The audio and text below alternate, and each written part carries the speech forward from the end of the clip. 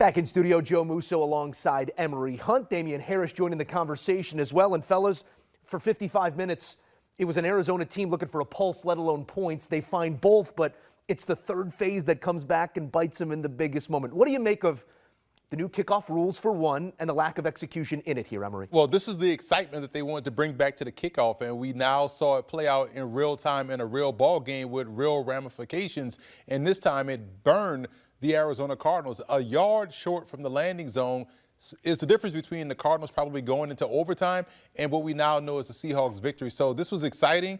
It's frustrating if you are a Cardinals fan, but man, if you're a Seahawks fan, thank God the kickoff landed 1 yard short of the landing zone, and it just helped set the table for what an offense looked like that was in their zone all throughout the game, because we knew once that kickoff landed outside the zone, Seahawks were going to march down the field and get the points necessary to win.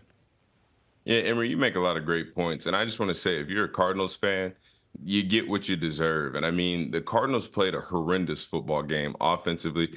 Defensively, I mean, they held the Seahawks offense in check for most of the game. But offensively and in special teams, you saw they did not play winning football. And Bill Belichick used to always remind us, you can't just turn it on at one point in the game, i.e. the last 5 minutes of the game, and expect to, uncover the bad football that you played for the first 55 minutes. So, that's just a lesson to not only the Cardinals, but all teams and all people who watch football. You can't play a bad brand of football like the Cardinals did, especially offensively.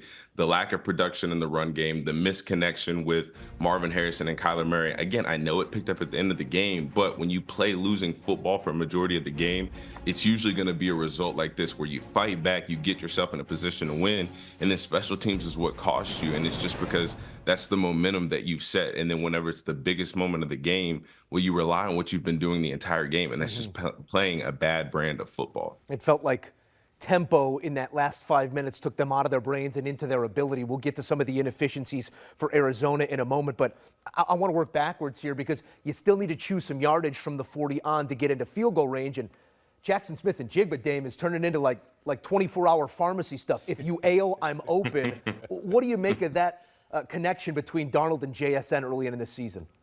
Well, this is what you want to see if you're a Seattle Seahawks fan, if you're a player, if you're somebody in the organization that manages the team. I mean, he's stepping into that true wide receiver one form, and that's when the biggest moment is on the line, when the game is on the line, and you need a place to go with the football, you're going to Jackson Smith and Jigba. And when you sign a guy like Sam Darnold, who is in the mid to end of his career, to the type of money that you did, you want to guarantee him an option. And it's good that it's a young option, because it's somebody he can still develop time and chemistry and build more continuity with. And if they do that, we've seen the Seattle defense on its own can play good football. And then if you get Sam Darnold playing at a high level, let's not forget he was a first-round pick, with a young stud like Jackson Smith and Jigba, who's stepping into his own as a dominant premier receiver in the NFL, this offense and this team could be troubled down the line. What I love about what I've seen from him so far, especially in this ball game, was that he was never afraid of the moment. He didn't shy away from the moment. You saw when the ball was coming his way in these high leverage situations, that 3rd and 6, that was a crucial part in the game with 4.5 minutes left, or 4:52 left on the clock. The deep ball, he was calm, cool, collected, made sure both feet was in bounds, was able to watch the ball over his shoulders into his basket and made the catch. Then on the last drive, made the reception and had the wherewithal to get out of bounds to preserve time on the clock and that timeout. So this is someone you could tell played a lot of football, a lot of high-level football, and the moment is not as big as it is for some receivers that have been in the league for quite some time. So that is promising for Seattle when you think about, man, we can go to this young guy, and he is ready for the moment each and every time. And Darnold was looking his way consistently. He was doing the same things over and over again against his defensive back, Melton, who's a very good corner, but today was not his day. And you saw Jackson Smith and Jigba did exactly what he needed to do for this team to get the win. 4 for 79. But can we hold on 1 second? Please, Joey. Damian, yeah. My only criticism with Jackson Smith and Jigba, can we clean up the language? I mean, when we're hot micing the refs, I mean, that's my only complaint. You know what I'm saying? We might have to teach them something about language on national TV, especially around a hot mic. But hey, incredible self-control by the official. I thought he was going to throw a flag. He kept the laundry in his pocket.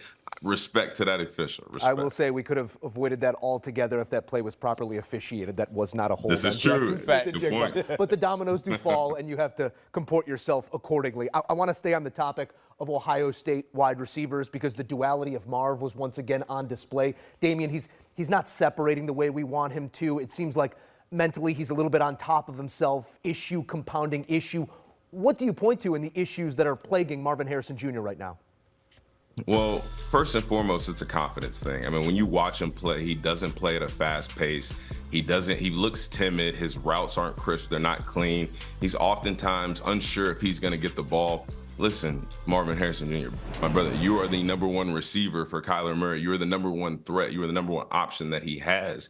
So I think it's a big confidence. I'm not going to say it's not ability, but you can't really break it down to X's and O's too much because when you watch him play, he just doesn't look like a football player that's confident. He doesn't look like somebody on the other end of Jackson Smith and Jigba that knows that he's going to create separations, that knows when the game is on the line, his number is going to be called and he's going to get open, whether it's on a hitch, whether it's on a stop, whether it's third down. Like, he just doesn't look like he has that confidence. So I worry if, some of the expectations we put on him, having a rookie year that didn't necessarily live up to the expectation, now I start to wonder about his mental toughness and if he can handle the pressure of being a first-round receiver and what that entails. You have to be a guy that's always open, that can run every route in the route tree. You can't be a liability when you're out there. And at times, it seems like that's what it is for Marvin Harrison Jr. A big touchdown late, Emery, for Marv in this one.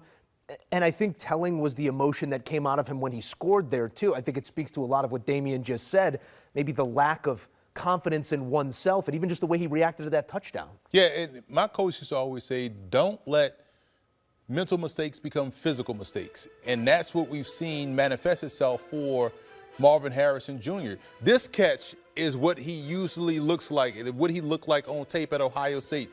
We didn't see that last week. We didn't see that earlier in this ball game.